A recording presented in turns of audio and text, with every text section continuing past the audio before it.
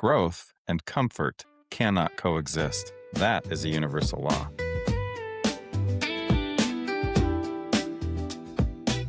All right, what's going on, everyone? Welcome back to the Fitz Franson Show. I'm Fitz. I'm Franson. This is the show where we talk about leadership, business growth, and what it actually takes to build something that lasts. Without lying to yourself along the way. And that is the part that matters, because today we're talking about a lie that most of us have been sold and probably sold to ourselves. Yeah, a little background. We saw this clip online the other day. It was one of those short, dramatic, motivational videos that you get on social media. The kind you either love or hate. But in the message was undeniable. Mm-hmm. It said, you don't build character in comfort. If I'm being honest, it stopped me in my tracks personally, because it's an absolute truth, if we're being honest. And it's the one thing that nobody wants to admit when they're chasing down a goal. Yeah, man, everyone wants the outcome, the 7-figure business, the promotion, the fit body, the strong relationships, but nobody wants the price of admission. The price of admission is always, and I mean always, discomfort. We've been conditioned to see comfort as the goal, that financial freedom is comfort, a smooth running business is comfort. But what if that's wrong? What if comfort isn't the goal, but it's actually the enemy? What if everything we're chasing or have been chasing is the thing that's making us weak in the end? Franson, I'll be the first to admit, I have certainly fallen in this trap myself. Years ago, my business hit a level of success that I'd been dreaming of and striving for. We had consistent revenue, a great team, very happy clients. By all accounts, I had made it. And you know what I did? I got pretty damn comfortable. Well, it was subtle. I stopped making the extra calls that needed to be made. I delegated the difficult conversations that truthfully I should have been having myself. And I probably chose easier marketing strategies over the ones that were maybe a little more difficult, or at least felt a little bit more risky and had potential. I was protecting what we had built, but in reality, I was probably suffocating the potential. And the business, it flatlined for almost probably not quite 2 years, but a year and a half or so. It wasn't until a new, maybe hungrier competitor came in and really started eating our lunch that I woke up. The discomfort of losing finally forced me to get uncomfortable again. That's the silent killer, isn't it? Success-induced comfort. It's more dangerous than failure because it actually feels good. It feels like you've earned it. But growth and comfort cannot coexist. That is a universal law. Sounds awfully familiar there, Jay. Yeah, I've heard it from someone a time or two. Definitely one of my favorite quotes of all time. There's no doubt about that. If you ever got an email from me, you might see it in my signature line there. I know I'm not alone in this. So what about you, Franson? Have you ever experienced anything like this? Man, absolutely. There was a stretch here where I thought that what I was building was good or good enough. Good clients, predictable income, a nice routine. Regretfully, I stopped pushing. I stopped taking on projects that scared me. I stopped having difficult conversations. I was coasting, essentially. And coasting felt like success until I realized I wasn't growing. Even my skills were stagnant. I was comfortable, and I was, use a strong word, dying professionally. There's a reason we're wired this way, though. Our brains are designed to seek comfort and conserve energy. It's a survival mechanism. Stay in the cave where it's safe. Don't go out where the saber-toothed tigers are. But the world has changed. And that wiring is actually now a liability. It doesn't sound like a overly fancy term, but psychologists call it the comfort zone. It's a state where things feel familiar and easy. We experience lower levels of anxiety and stress when we're in that zone. But here's the catch. It's also a state of zero growth. As one study from, I think the Psychology Today magazine or publication put it, mental and emotional gains, just like physical gains, they require stress and discomfort to promote that growth that we're all looking for. Yeah, it's the principle of neuroplasticity. Big word. Good word. Your brain isn't fixed. It's constantly rewiring itself based on your experiences. But if you're only doing comfortable things, you're just reinforcing the same old neural pathways. I like the example of cow paths. If you have ever driven through the country and you go by a field that has cows in it, they eventually wear a path through the field or on the side of a hill, and that's the path they take over and over and over again. Neuroplasticity means that those paths can be changed, but it takes effort to change the path. when you are stuck reinforcing old pathways, it's like the cow walking the same path every single day, and you're not building any new ones. Yeah, it's a good visual, a good way of thinking about it for sure. So discomfort is a good tool because what it does is it helps to send signals to your brain that it needs to adapt, needs to learn to grow. It literally triggers time for learning and leveling up. So when you feel that resistance, that's not a sign to stop, although many people probably take it that way. That's really the sign that you're at the edge of growth. You're right there knocking on the door. Yeah. Resistance. I love that you use the word resistance. In this conversation that we're having reminds me of a book I read years ago, and it still comes up here and there. It's called The War of Art by Stephen Pressfield. If you haven't read it, we can throw a link in this episode, but check it out. He refers to anything that gets in your way as resistance. Today, we're calling resistance comfort. Comfort gets in the way of growth. This connects directly to what we talked about in our last episode about identity. Remember, quarter one doesn't test your goals, it tests your identity. Well, your identity is forged in discomfort.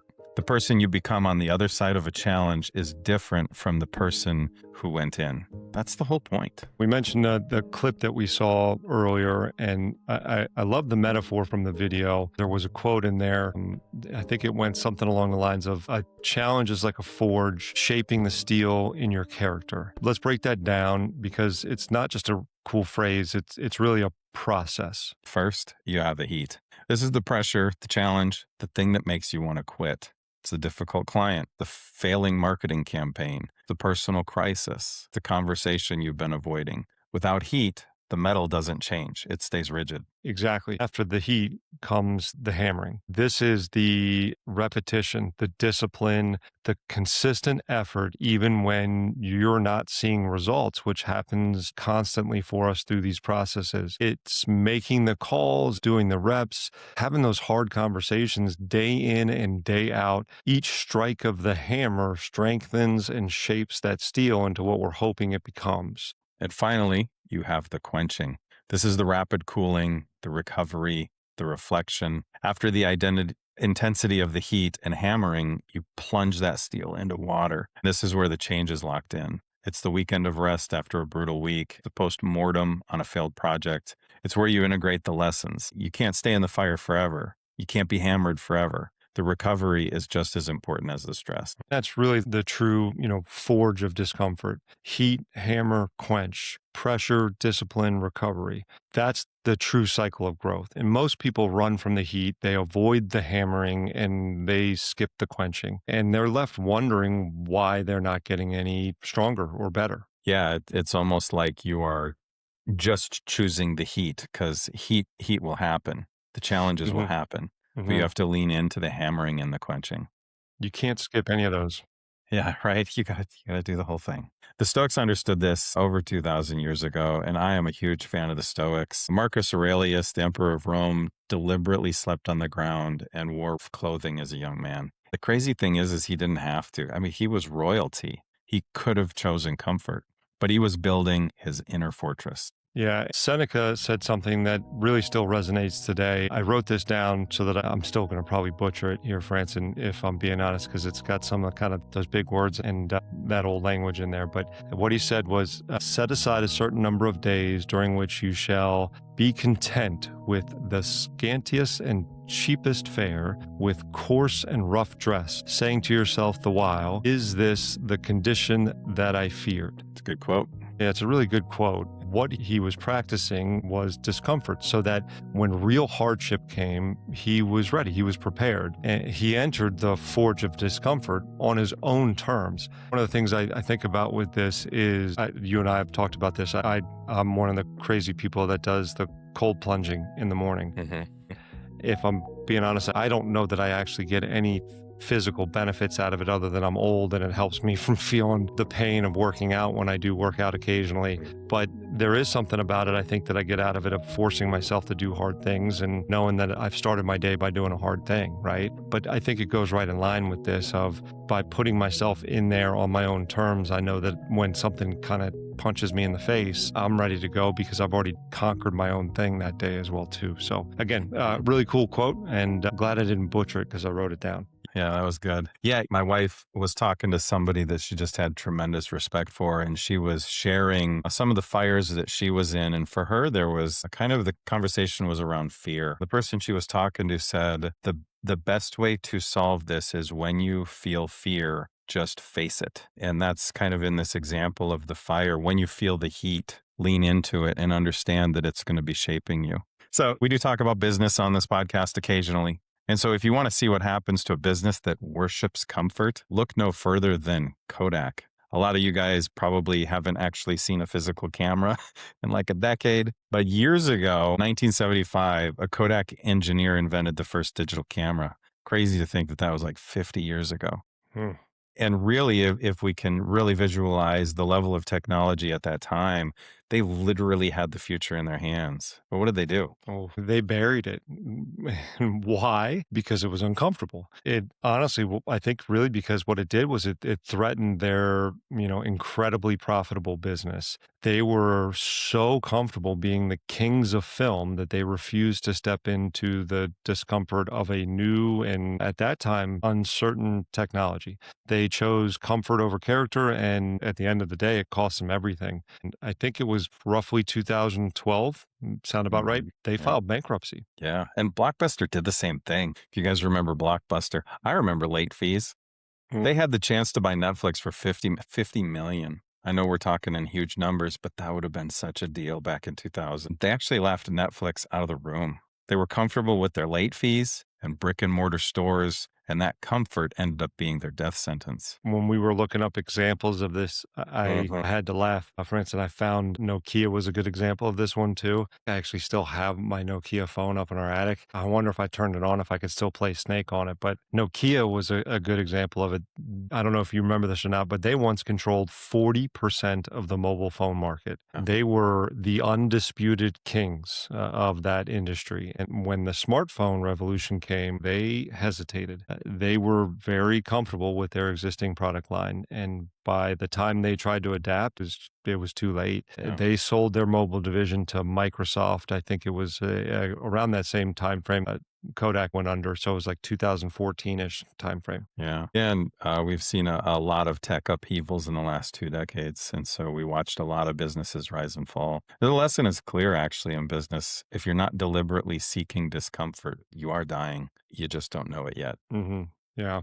Look, this applies to the employee who never takes on the stretch assignment, the manager who avoids the difficult performance conversations, or the entrepreneur who sticks with the same strategy because it's working. Comfort at the end of the day is without a doubt the slow death of potential. Look, Jay, we've kind of talked about the doom and gloom of this, but I think this isn't just about like the philosophy, and we always try to tie things back to what can we provide for solutions, right? So we want to give our listeners something that they can use this week. What we're going to do this week is we're going to call that thing the discomfort audit. For this point here, it's going to be something simple. What we want our listeners to do is ask themselves 3 questions that we've come up with. Yeah. So question 1, what is one conversation I am avoiding because it's uncomfortable? Think about it. Is there a team member you need to give feedback to? A client you need to have a difficult discussion with? Or maybe a partner or spouse where something's been left unsaid? Question number 2, what is one skill I'm not learning because the process is frustrating? Maybe it's public speaking, financial modeling, new software or technology, something would make you more valuable, but you've been putting it off because, I don't know, the learning curve is just too steep. A lot to learn out there. Question 3, what is one physical or mental challenge I'm putting off because it's hard? A workout routine, maybe you keep starting and stopping, a meditation practice, waking up earlier, reading more, something that would improve your life but requires consistent discomfort. Franson, reading more felt a little targeted, if I'm being honest. Well, yeah. So look, this is probably not a surprise, but here's my piece of advice after the 3 questions. Write your answers down. I can't stress that stuff enough. I think that makes them real. Write them down. And here's the follow-up to that. No fluff, no this isn't for anyone else. This is your map to growth. Yeah. Yeah. Your answer to each of those questions is a doorway. On the other side of that discomfort is a stronger, more capable version of you. So your mission, should you choose to accept it, is to pick one and walk through the door. Here's the key insight. You don't have to do all three at once. Pick one, preferably the one that scares you the most. And the reason for that is probably the one that matters the most. Start there. Enter that forge of discomfort on your own terms before life forces you or kind of pushes you off the cliff to do so. Yeah. Yeah. And if someone's thinking, yeah, but my situation's different. Bullshit. Bullshit. Really? Yeah. Yeah. Look, you can keep convincing yourself of that. And I guess, at the end of the day, then it will be. But look, everybody's going to have a different excuse, but the result's still going to be the same. Yeah. Yeah. Sidetrack here, right? Rabbit trail. This triggered a thought. I used to, in my hometown, Havre, Montana. You guys can look it up. Middle of nowhere. Churches oftentimes put some catchy phrases on their signs out front. And there's a church on the main strip. And the phrase said, "Just remember, you're unique, just like everybody else." Mm-hmm. I think that we can all collectively agree that in the sea of humanity, we're all in the same situation. No So doubt. the truth is that though the specifics to your situation may be different, the journey isn't. Marcus Aurelius was running an empire during a plague. Seneca was exiled from Rome. Cato walked around in rags when he could have worn silk. They all had reasons to seek comfort. They chose discomfort anyway. The difference between people who grow and those who are stagnant, it's not the circumstances. It is the choice to embrace the hard thing when you could easily avoid it. One of the things I teach my son on a regular basis, I will ask him, "What do we do?" Mm-hmm. And he will respond every day, "We do hard things." And I ask him the follow-up question, "Why?" Because we can. Yeah. So we kind of started this episode saying that comfort is a lie. It promises safety, but delivers stagnation. It promises happiness, but delivers fragility. The truth is, the only path to a life of meaning and a business that lasts is through the fire. Here's our dare, or double dog dare for you. I double dog dare you. Don't just listen to this and say, "Well, that was interesting," right? That's some comfortable, right? The uncomfortable thing to do is to take action, complete the discomfort audit, have the conversation, and start learning that skill. Embrace the challenge. Yeah, because character isn't given, it's forged. And the process is the prize. If you got something out of this, don't just keep it to yourself. Share this with someone who needs to hear it. If you would, like, subscribe. Let us know in the comments what's the one uncomfortable thing you're going to do this week. Well said, sir. And look, thanks for tuning in today, and we hope you've enjoyed the episode. If you did, we always appreciate you ringing that bell and liking and subscribing, like Franson said, and let your friends and colleagues know where to find us. If you didn't, we always appreciate you keeping that to yourself. Jay, always a pleasure, sir. Yeah, likewise. We'll see you next time on the Fitz Franson Show. Happy hunting, everybody.